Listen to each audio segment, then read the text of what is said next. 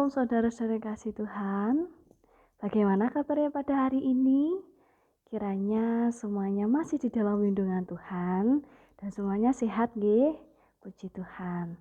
Mungkin kita sering mendengar lagu Selamat pagi Bapa, selamat pagi Yesus, selamat pagi Roh Kudus. Terima kasih atas anugerah-Mu, semalam telah berlalu. Iya, pada pagi hari ini kita sudah diberikan anugerah oleh Tuhan. Dari semalam yang telah berlalu, pada pagi hari ini kita diberikan rahmat yang baru pula. Saudara kasih Tuhan, sebelum kita semuanya akan melakukan segenap aktivitas baik yang ada di dalam rumah maupun di luar rumah, mari terlebih dahulu kita merenungkan firman Tuhan untuk menguatkan iman kita di tengah-tengah pandemi saat ini.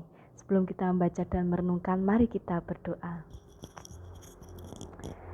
Tuhan yang Maha Kasih, pada pagi hari ini kami hendak mendengarkan firman-Mu.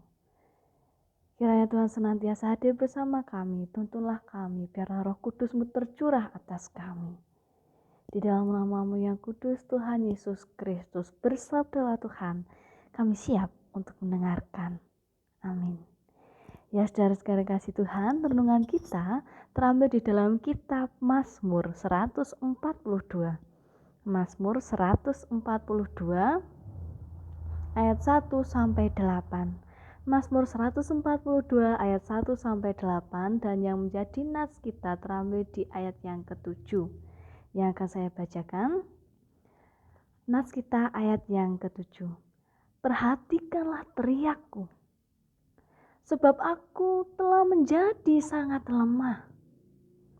Lepaskanlah aku daripada orang-orang yang mengejar aku, sebab mereka terlalu kuat bagiku. Amin.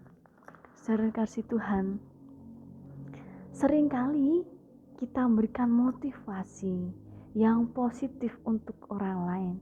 Tetap semangat, tetap berpengharapan kepada Tuhan. Kata-kata yang membuat kita semakin dikuatkan dengan energi yang positif.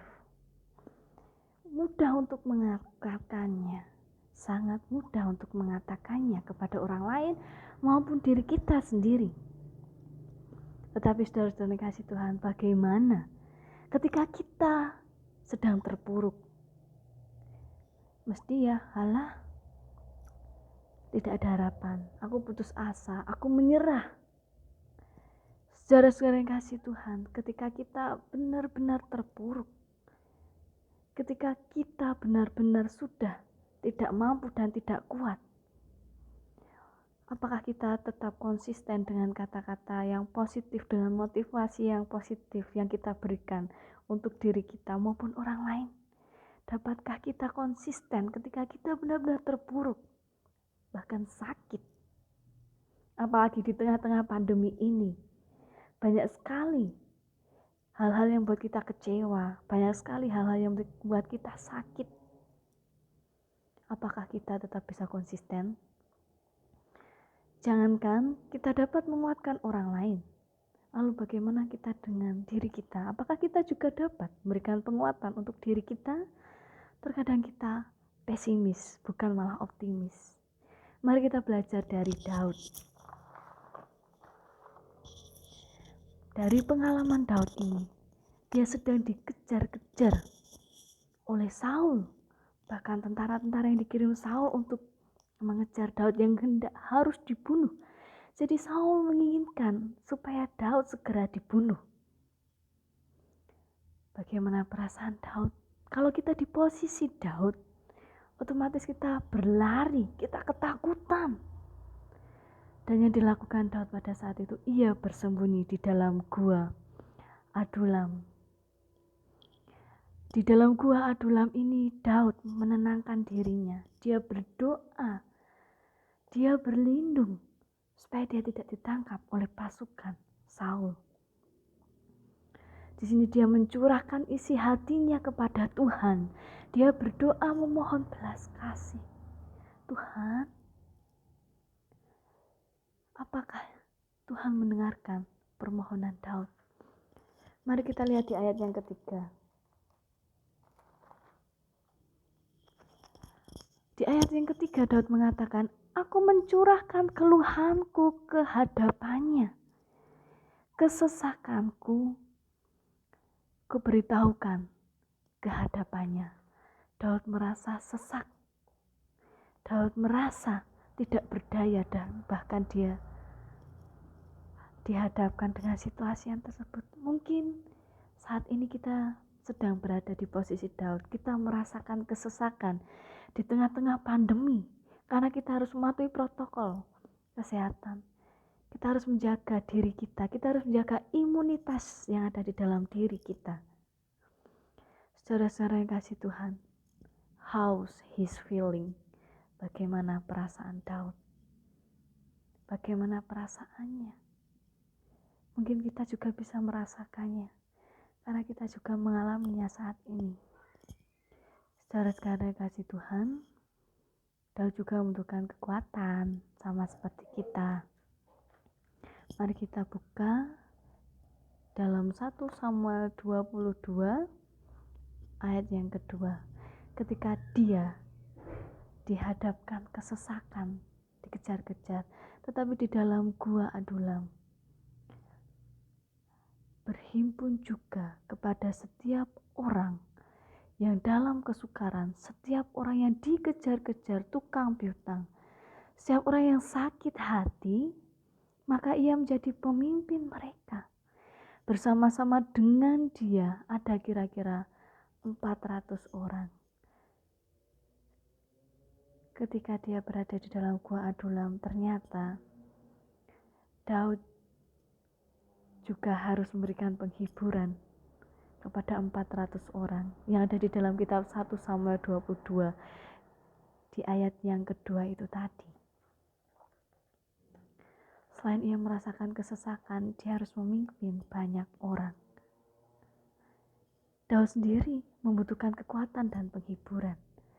Tetapi di sisi lain, dia harus memberikan kekuatan dan penghiburan kepada 400 orang tersebut. Kira-kira apa yang direncanakan Tuhan? Di balik itu semuanya, Daud sendiri membutuhkan pertolongan, tetapi banyak orang yang juga membutuhkan pertolongan dari Daud. Apa yang diinginkan Tuhan? Bisakah kita juga menjadi berkat bagi orang lain di tengah-tengah kesesakan kita? Sama seperti Daud di dalam kesesakannya, dia harus menjadi berkat bagi banyak orang yang benar-benar membutuhkannya. Percayalah, Tuhan memiliki rencana yang ajaib bagi umatnya, supaya mendatangkan semangat, supaya kita juga bisa konsisten dengan motivasi-motivasi kita yang positif, supaya memberikan energi yang positif juga bagi diri kita. Percayalah, kita bisa menjadi berkat bagi orang lain di tengah-tengah kesesakan yang terjadi saat ini. Percayalah, kita dipakai oleh Tuhan untuk menjadi berkat bagi orang lain, sama seperti Daud yang dapat memberikan berkat dan pertolongan bagi banyak orang ketika dia berlindung ketakutan. Sama seperti kita. Jadi jangan merasa sendirian, karena Tuhan telah memakai kita. Tuhan tidak akan pernah meninggalkan kita. Jangan pernah berputus asa. Setiap orang, baik saya maupun jenengan semuanya, percayalah, di tengah-tengah kesesakan kita bisa menjadi berkat bagi orang lain. Amin. Mari kita mengambil saat teduh. Bapa, pada saat ini kami merasa dirunding kesesakan. Karena yang terjadi saat ini di tengah-tengah pandemi, kami merasa tidak berdaya dengan apa yang terjadi. Kami ketakutan. Kami merasa tidak aman. Tetapi kami percaya ya Bapa, atas apa semua yang terjadi saat ini tidak lain bagian dari rencanamu.